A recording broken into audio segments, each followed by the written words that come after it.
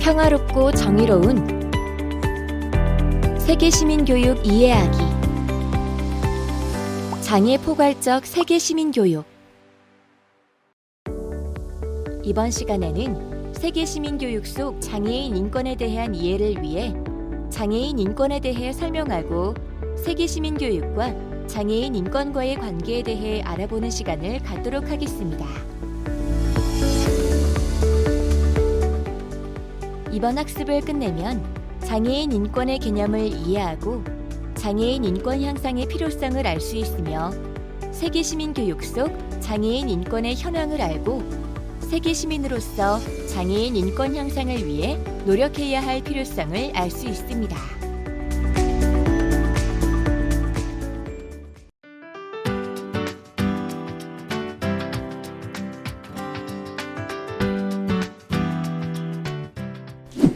안녕하세요. 박지슬입니다. 장애 포괄적 세계 시민 교육 벌써 두 번째 시간인데요. 함께 해주실 전문가분 모셨습니다. 안녕하세요. 네, 안녕하세요. 최재현입니다. 네, 반갑습니다. 오늘은 장애인 인권과 세계 시민 교육에 대해서 이야기 나눠볼 텐데요. 그 전에 먼저 아까부터 제 시선을 뺏은 물건이 있네요. 지금 손에 들고 계신 것 털실 맞죠? 네, 맞습니다. 네, 그냥 들고 나온 것 같지는 않은데요. 혹시 오늘 저희가 뜨개질 같은 걸 배우나요?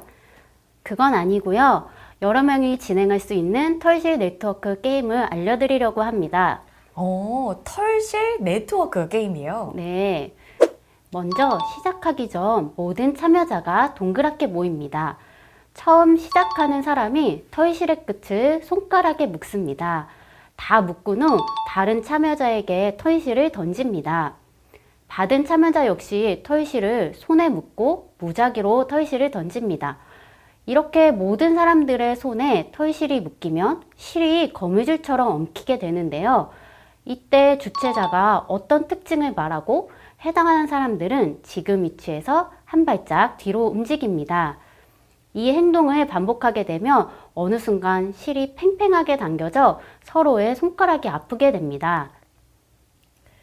상상만으로도 제 손가락이 아파오는 것 같은데요. 이 게임을 하는 이유가 있을까요? 네, 이 게임은 서로 연결되어 있다는 것을 알려주기 위한 것인데요. 결국 이 게임을 통해 지금 지구촌은 이 털실처럼 서로 연결되어 있다는 것을 알 수 있게 됩니다. 쉽게 생각하면 우리나라의 문제가 다른 나라에도 영향을 미치며 다른 나라의 문제도 우리나라에 영향을 미친다는 것을 의미합니다. 네, 지금 지구촌에서 발생하는 문제들은 서로 유기적으로 연결되어 있다는 말씀이시죠? 맞습니다. 현재 우리나라를 포함 많은 나라에서 인권에 관한 문제가 발생하고 있는데요. 이 문제는 비단 어느 한 국가의 문제가 아니라 서로에게 영향을 미치게 됩니다. 그래서 우리는 우리 주변 그리고 다른 나라에서 발생하고 있는 인권 문제에 대해 관심을 가져야 하고요. 그리고 해결을 위한 노력을 함께 기울이는 것이 필요합니다. 그럼 인권에 관한 여러 가지 이야기 본격적으로 시작해 보겠습니다. 장애인 인권. 본격적으로 이야기하기 전에 인권이 무엇인지 정확한 개념부터 잡고 가야 할 것 같습니다. 네, 인권은 말 그대로 사람인의 권리권, 영어로는 human right라고 말합니다. 한문이나 영어 둘 다 단어 뜻 그대로 해석하면 인간의 권리라고 볼 수 있는데요. 즉, 모든 인간은 그 누구라도 인간답게 살 권리, 그리고 인간으로서 마땅히 누려야 할 권리라고 말할 수 있습니다. 사실 지금은 너무나도 당연한 것이긴 합니다만 불과 100여 년 전까지만 해도 당연한 게 아니긴 했잖아요. 그래서 우리가 이렇게 인간으로서의 권리를 보장받을 수 있도록 법으로도 정해져 있죠? 맞습니다. 우리나라 국가인권위원회법 제2조 제1호에서는 헌법 및 법률에서 보장하거나 대한민국이 가입, 비준한 국제인권조약 및 국제간섭법에서 인정하는 인간으로서 존엄과 가치 및 자유와 권리라고 인권을 규정하고 있습니다. 법에서 이야기하는 우리나라가 가입하거나 비준한 국제인권조약이나 관습법은 어떤 게 있나요? 먼저 다양한 인권 규약이나 협약들의 근간이 되는 세계인권선언문을 말씀드릴 수 있습니다. 세계인권선언문 제1조에서는 모든 사람은 자유로운 존재로 태어났고 똑같은 존엄과 권리를 가진다라고 말합니다. 인권은 누구에게나 똑같이 동일하게 적용돼야 한다는 게 핵심 포인트인 것 같은데요. 세계 인권 선언문 말고도 다른 것들이 있나요? 주요 인권 관련 9대 협약이 있는데요. 어떤 내용인지 함께 살펴보시겠습니다. 첫 번째는 인종차별 철폐 협약. 두 번째는 비규약이라고도 불리는 시민적 및 정치적 권리에 관한 국제규약.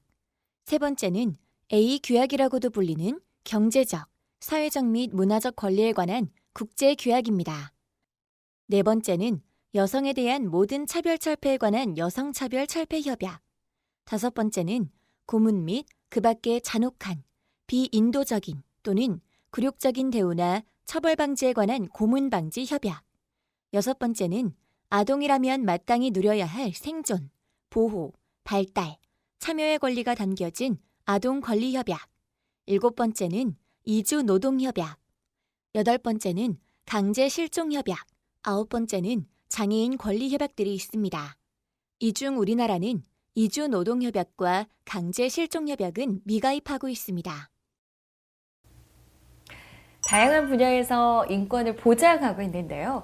다만 인권을 이야기할 때 저희가 이런 9대 협약에 어디에 해당하기 때문에 이것은 정당한 인권이다라고 이야기하기는 어렵잖아요.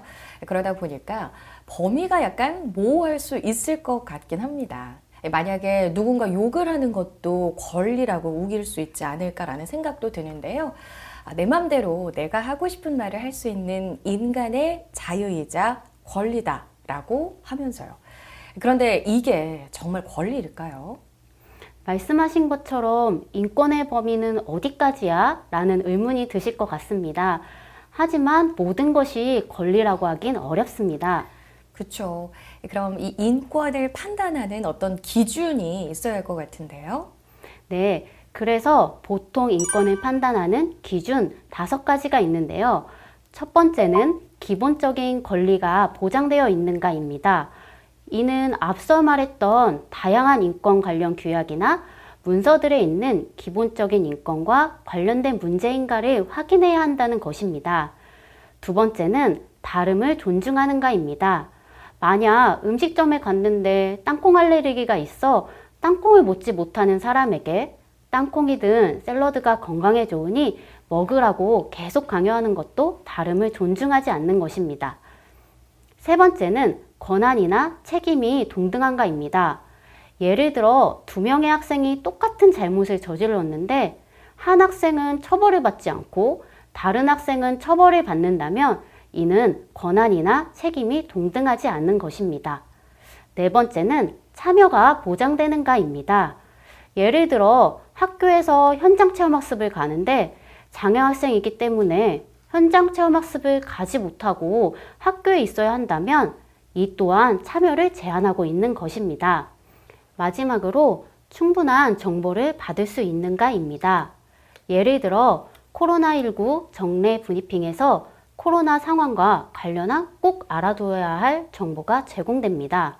그런데 정보가 수어 통역 없이 제공된다면 청각장애인의 경우 충분한 정보를 받을 수 없게 됩니다. 이 기준을 보았을 때 앞에서 물어보신 권리는 인권에 포함되는 권리는 아니겠죠? 인권인지 아닌지에 대해 잘 모르겠다 하시면 앞으로 이 기준을 근거로 판단을 하시면 좋을 것 같습니다.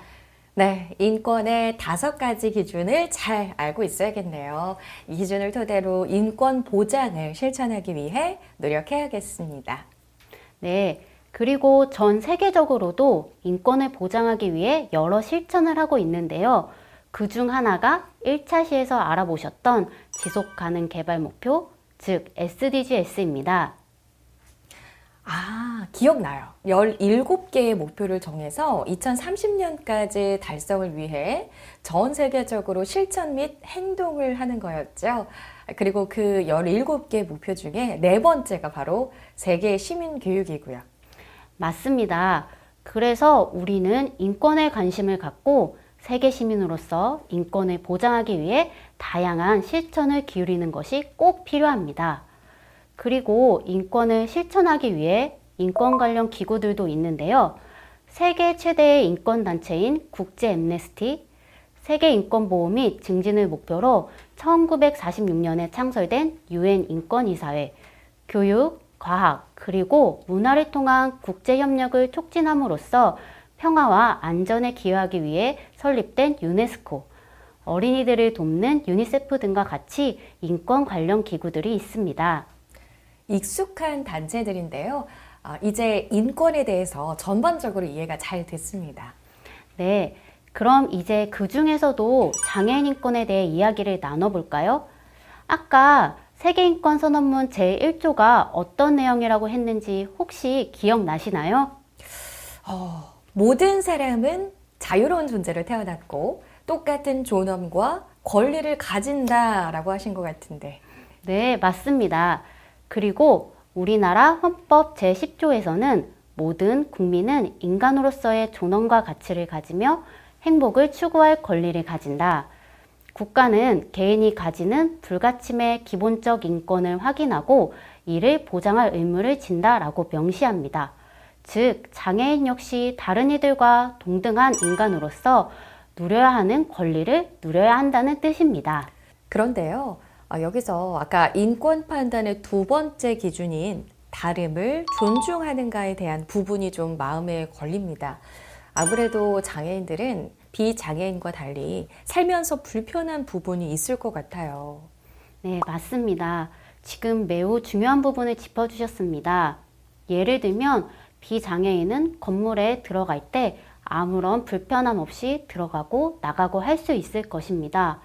하지만 휠체어를 이용하는 장애인들에게는 턱이나 계단은 건물로 접근하는데 엄청난 접근 장벽이 됩니다.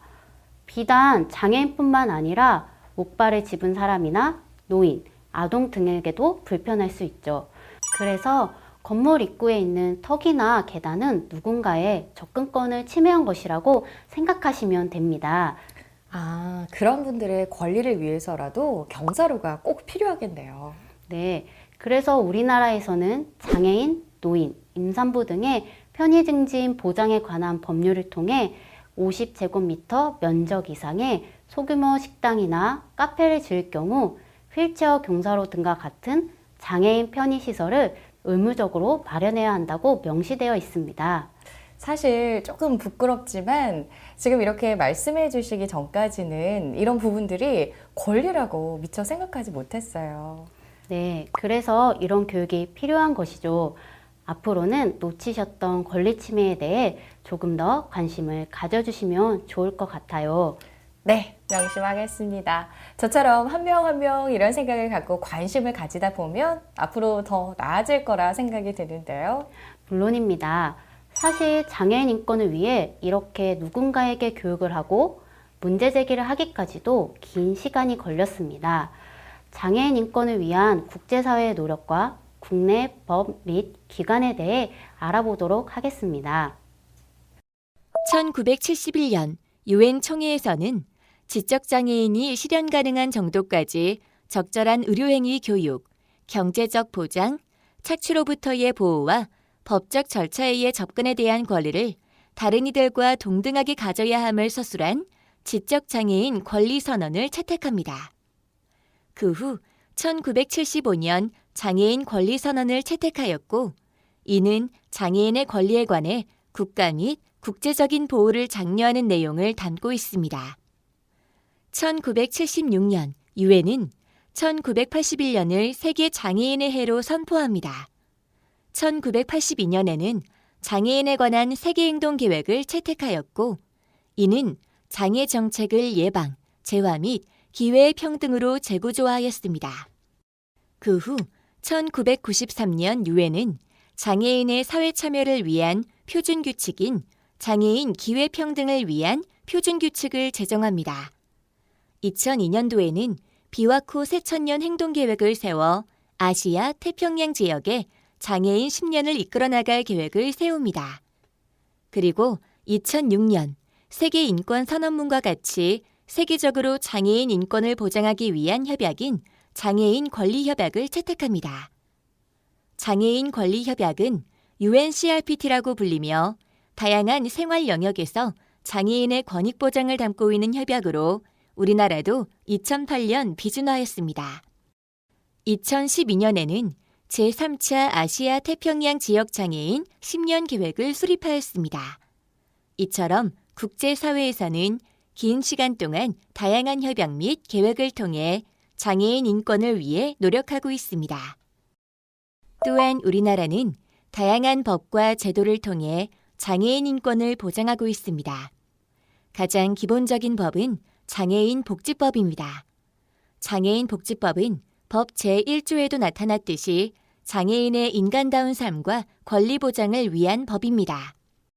이외에도 장애인 및 특별한 교육적 요구가 있는 사람에게 장애 정도 및 장애 유형의 특성을 고려한 교육을 실시하여 자아실현과 사회통합을 하는 데 기여하는 것을 목적으로 만들어진 장애인 등에 대한 특수교육법, 장애인의 능력에 맞는 직업 생활을 통해 인간다운 삶을 할 수 있도록 보장하고자 하는 장애인 고용 촉진 및 직업 재활법, 교통약자가 안전하고 편리하게 이동할 수 있도록 하는 교통약자의 이동편의 증진법 등 다양한 법들이 마련되어 있습니다. 법 이외에도 장애인 인권을 위해 실천적인 노력을 하고 있는 다양한 기관들이 있습니다. 첫 번째로 국가인권위원회입니다. 국가인권위원회는 종합적인 인권보호 및 향상을 위해 일하는 국가기관으로 장애인의 인권과 차별에 관한 문제도 담당하고 있습니다. 두 번째는 법정기관으로 장애인 권익옹호기관과 발달장애인 지원센터가 있습니다. 두 기관 모두 중앙기관이 있고 지역 내 여러 기관으로 나뉘어져 있습니다. 장애인 권익옹호기관은 장애인 학대 예방과 관련된 연구 및 정책들을 개발하고 장애인 학대의 신고 접수 및 상담과 사후 관리 등을 하고 있습니다. 발달장애인 지원센터는 발달장애인 대상 서비스에 대한 종합적인 안내 및 맞춤형 복지 서비스의 개발 등을 하고 있는 곳입니다. 세 번째로 지방자치단체 조례에 의해 설치된 장애인 인권센터가 있습니다. 장애인 인권센터는 장애인 인식 개선 및 교육과 프로그램 개발 및 연구 등을 하고 있습니다. 이외에도 다양한 NGO 단체들이 장애인 인권을 위해 노력하고 있습니다. 우리나라는 장애인 인권을 보호하고 향상하기 위해 다양한 법과 기관이 존재하고 있다는 걸 알 수 있었는데요. 어떤 일들을 하는지 조금 더 구체적인 제도나 사례 같은 게 있을까요? 한국형 웹 접근성 지침이라고 들어보셨나요? 처음 듣는데요. 누구나 웹에 접근하게 하는 걸까요? 맞습니다. 한국형 웹 접근성 지침은 웹 콘텐츠를 제작할 때 장애인이나 노인과 같은 사람들이 다른 사람들과 동등하게 웹에 접근할 수 있도록 준수해야 하는 지침입니다. 웹 접근성 지침을 지켜 홈페이지를 제작한 곳은 웹 접근성 인증 마크를 받을 수 있게 됩니다. 멀티미디어 콘텐츠에는 자막, 대본 또는 수화를 제공해야 한다라고 이 지침에 명시되어 있어 만약 이 지침을 지켜서 콘텐츠를 제작한 경우 시각장애인이나 청각장애인도 이 콘텐츠를 즐길 수 있게 될 수 있는 것입니다. 정보 공유라는 측면에서도 아주 중요한 부분인 것 같은데요. 또 어떤 것들이 있나요? 보편적 설계라는 것인데요. 이는 제품과 환경을 개조하거나 또는 추가적인 특별한 설계 없이도 모든 사람이 최대한 편리하게 사용할 수 있도록 설계하는 공학의 개념입니다. 건물을 짓거나 물건을 만들기 전에 먼저 보편적 설계에 대해 고민을 한다면 장애인뿐만 아니라 모든 사람들이 쉽게 건물이나 물건에 접근할 수 있게 되겠죠? 예를 들어 무장애 놀이터가 있습니다. 이곳에서는 휠체어로 자유롭게 움직일 수 있도록 경사로가 설치되어 있고 누워서 탈 수 있는 시소, 그리고 바구니 그네 등이 설치되어 있습니다. 그럼 장애가 있는 아이들이 쉽게 놀이터에 접근하고 이용할 수 있게 되겠네요. 놀 권리까지 보장할 수 있고요. 네, 그렇습니다. 그리고 기존의 영화에 화면을 설명해주는 음성 해설과 화자 및 대사, 음악, 소리 정보를 알려주는 자막을 넣어 모든 사람이 함께 즐길 수 있도록 만든 배리어 프리 영화가 있습니다. 시각장애인은 음성 해설을 들을 수 있고 청각장애인은 음성과 관련된 자막을 볼 수 있겠네요. 모두가 영화를 볼 권리를 보장받을 수 있게 되겠는데요. 네, 맞습니다. 장애인 인권 보장과 향상을 위해서 다양한 법과 이를 시행하기 위한 기관, 그리고 제도들이 마련되어 있습니다. 말씀하신 부분들 모두 정말 공감이 돼요. 그런데 아직도 좀 부족한 부분이 있지 않을까 싶거든요. 네, 그렇죠. 인권 인식에 대한 자체도 좀 낮은 경향이 있고요. 그래서 제가 몇 가지 자료를 좀 갖고 왔는데요. 첫 번째는 장애인 실태 조사입니다.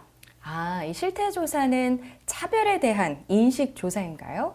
네, 장애인 실태 조사는 장애인 복지법에 근거하여 보건복지부에서 3년마다 시행되는 조사인데요. 2020년 장애인 실태 조사를 보면 장애인 차별에 관한 질문에 장애인 차별에 대하여 없다라고 응답한 비율은 36.5%입니다. 이는 2017년 20.1%, 2014년 27.4%에 비해 차별이 없다라고 느끼는 비율이 높아지긴 했지만 차별을 있다라고 느끼는 비율이 63.5%로 아직도 여전히 차별이 있음을 알 수 있습니다. 그리고 이동권과 관련된 질문에서 교통수단 이용 시 장애인의 39.8%가 어려움을 느끼는 것으로 보고되어 있어 여전히 장애인은 이동에 어려움을 느끼고 있다는 것을 아실 수 있을 것입니다. 장애인들의 이동에 대한 권리는 현재도 보장이 좀 잘 안 되고 있네요. 네. 그리고 2021년 국가인권실태조사 결과에 따르면 인권 침해 차별에 취약한 집단에 대한 질문에 경제적 빈곤층이 35.6%, 장애인이 32.9%, 이주민이 22.3%로 나타났는데요. 여전히 우리나라 국민들은 장애인이 높은 수준의 인권 침해 차별에 취약한 집단이라고 인식하고 있습니다. 또한 인권 교육에 대한 필요성에 대한 질문에는 84.4%가 필요하다고 응답하였고, 인권 교육이 시급한 주제에 관한 질문에는 28.6%가 장애인 인권에 대한 교육이라고 답하였습니다. 이 두 가지 조사가 시사하는 바는 무엇인가요? 우리나라에서 장애인은 여전히 차별의 영역에 있으며 인권은 보장되고 있지 않다는 것을 의미합니다. 그래서 장애인 인권을 어떻게 하면 보장하고 향상할 수 있을까에 대해 계속 고민하고 관심을 가지는 것이 필요합니다. 세계 시민교육과 장애인 인권.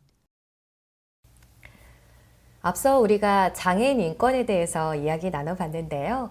장애인 인권을 개선해 나가기 위해서 어떤 방법들이 있을까요? 네, 세계 시민으로서 장애인 인권에 대해 관심을 갖고 이를 해결하기 위해 노력하는 것이 필요합니다. 세계 시민으로서요?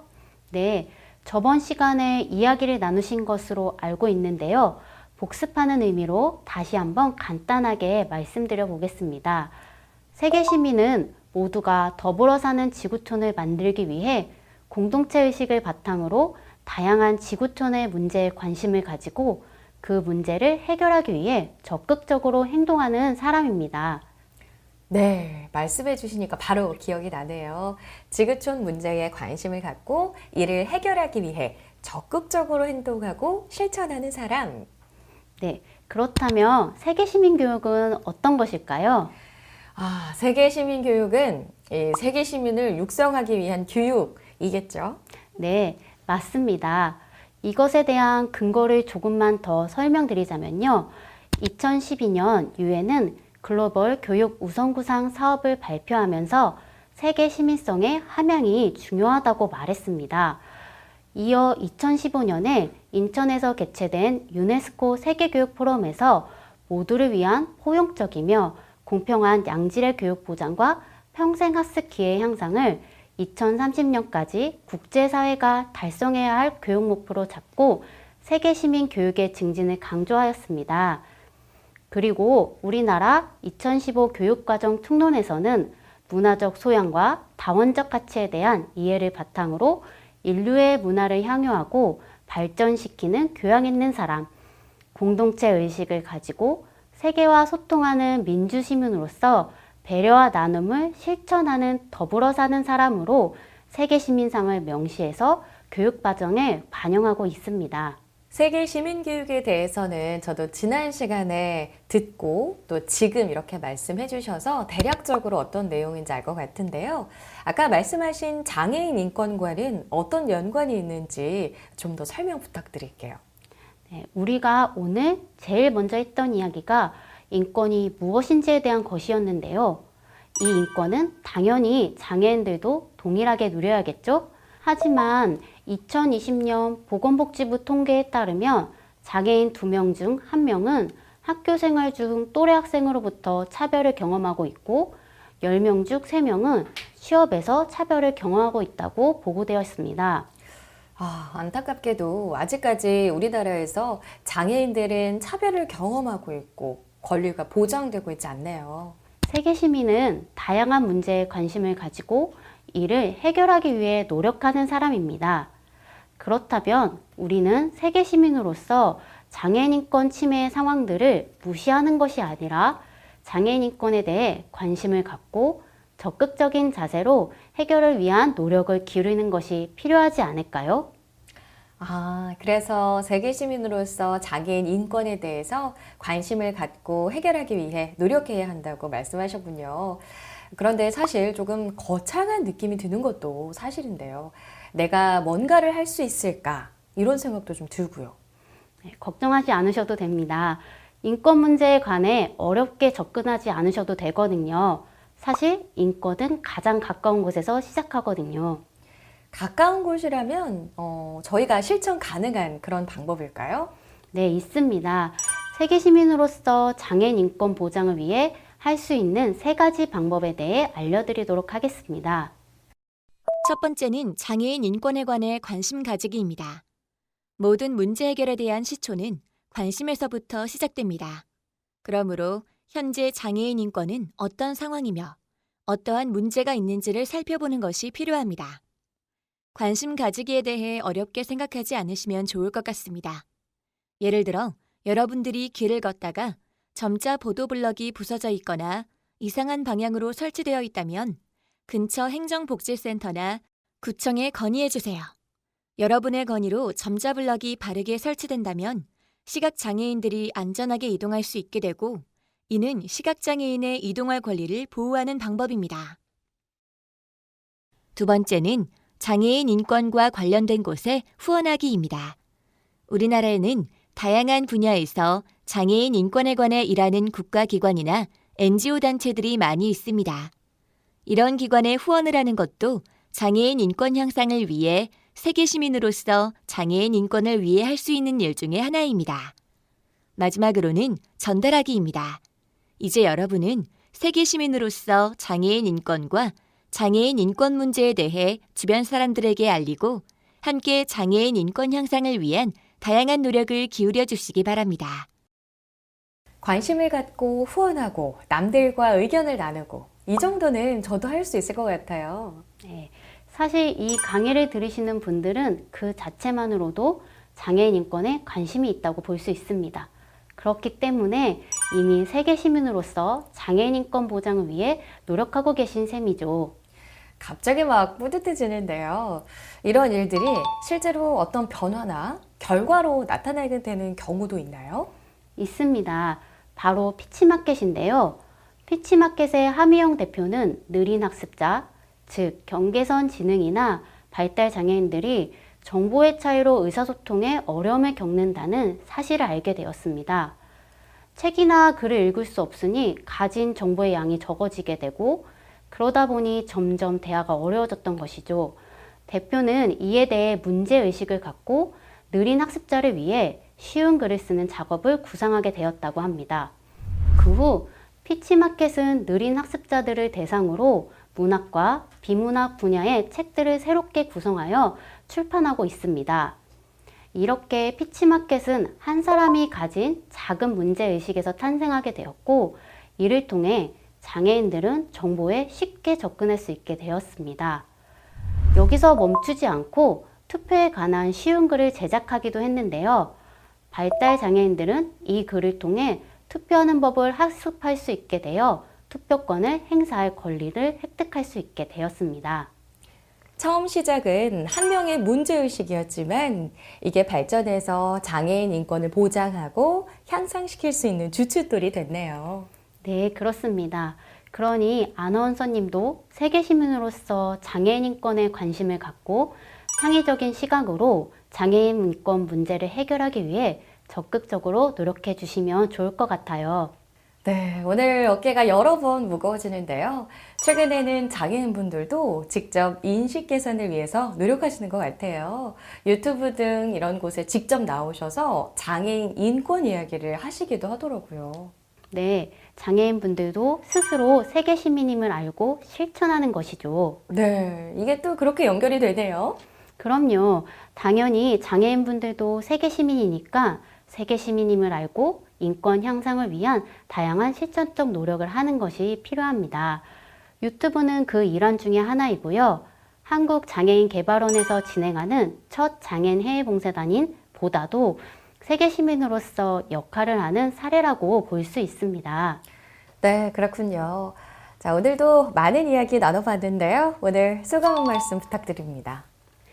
네, 오늘 세계 시민 교육과 장애인 인권에 대해서 이야기를 나눌 수 있어서 뜻깊은 시간이었는데요. 많은 분들이 이 강의를 듣고 장애인 인권에 대해 관심을 갖고 장애인 인권 향상을 위해 함께 노력을 기울여 주시면 좋을 것 같습니다. 네, 정말 공감합니다. 우리의 작은 관심이 인식 개선에 큰 도움이 된다는 것 기억하시면 좋겠네요. 세계 시민 교육과 장애인 인권에 대해 알아보는 시간이었습니다. 앞으로 세계 시민으로서 장애인 인권 향상을 위해 주의를 잘 살펴보시는 계기가 되셨길 바랍니다. 저는 다음 시간에 찾아뵙겠습니다. 고맙습니다.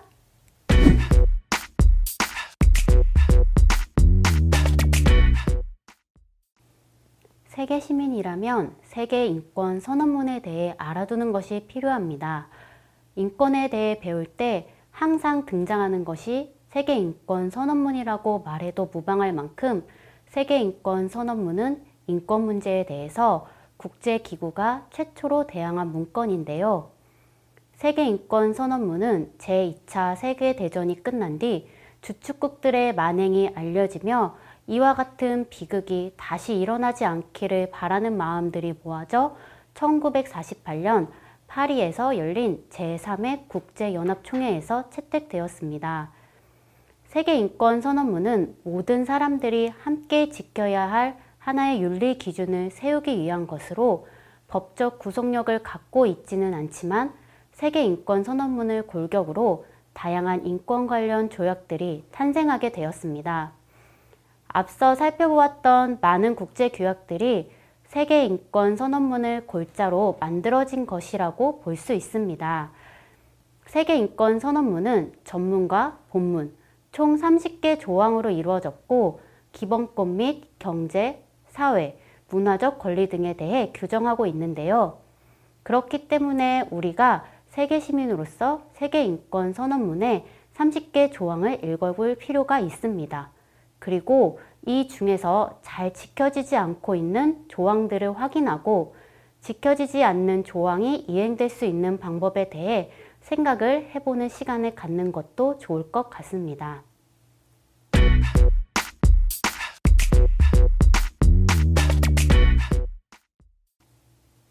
장애인 인권과 관련된 내용을 할 때 나왔었던 장애인 권리 협약에 대해 알아보도록 하겠습니다. 2006년 12월 유엔 총회에서는 192개의 회원국의 만장일치로 장애인 권리 협약을 통과시켰고 이는 2008년에 발효되었습니다. 현재 유엔에 가입한 정회원국 가운데 16개국을 제외한 국가들이 이 협약에 가입하였고 이를 통해 대부분의 국가에서 장애인 권리 협약을 시행하고 있다는 것을 알 수 있습니다. 우리나라 또한 2008년에 장애인 권리 협약을 비준하였고 2009년에 국내에 발효시켰는데요. 장애인 권리 협약은 장애인의 다양한 생활 영역에서 권익 보장에 관한 내용을 담고 있는 국제적 협약으로 전문가 총 50개의 조항으로 구성되어 있습니다. 장애인 권리 협약은 크게 4부분으로 구성되는데 첫째, 총론의 부분으로 1조부터 8조까지가 이에 해당됩니다. 이는 주로 보편 타당한 일반 원칙에 해당하는 조항으로 구성되어 있습니다. 둘째, 9조부터 32조는 장애인의 구체적이고 실체적인 권리 조항으로 구성되어 있습니다. 셋째, 33조부터 40조까지는 장애인권리위원회와 협약의 이행 및 모니터링에 관한 내용으로 이루어져 있습니다. 마지막으로 41조부터 50조까지는 협약 서명과 발효, 개정과 폐기 등에 관한 절차적 규정이 명시되어 있습니다. 이처럼 장애인 권리 협약은 장애인 권리에 대한 전반적인 내용을 담고 있으며 협약을 가입한 국가에 대한 실천적 행동을 촉구하는 국제적인 협약이라고 볼 수 있습니다. 따라서 세계 시민으로서 장애인 권리를 보장하고 향상하기 위해서는 장애인 권리 협약에 대해 자세히 알아두고 우리나라에서 이를 잘 이행하고 있는지에 대해 관심을 가질 필요가 있습니다.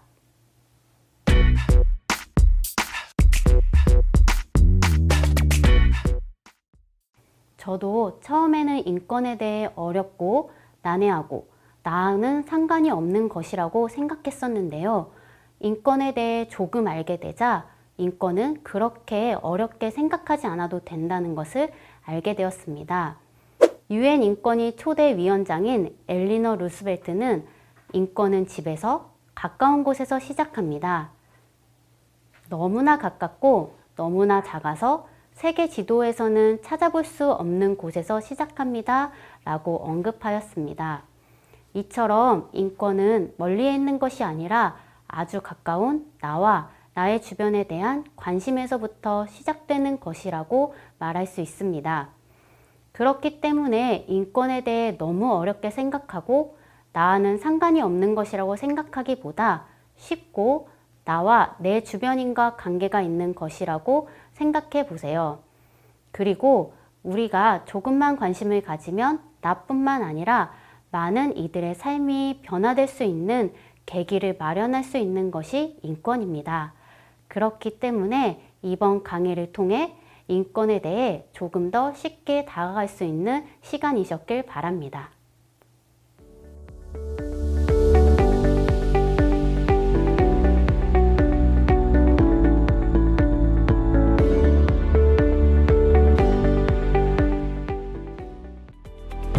이번 시간의 학습을 모두 마치셨습니다. 수고하셨습니다.